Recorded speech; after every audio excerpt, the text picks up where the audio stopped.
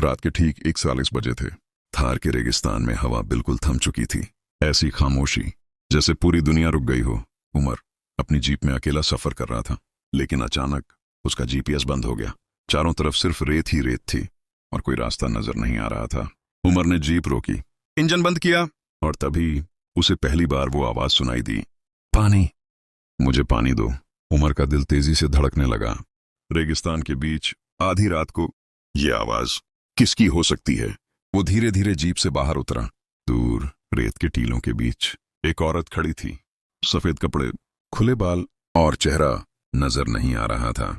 उमर ने डरते हुए पूछा, कौन हो तुम? वो औरत धीरे धीरे उसकी तरफ बढ़ने लगी। मुझे पानी दो। उमर ने पानी की बोतल निकाली और उसकी तरफ बढ़ा।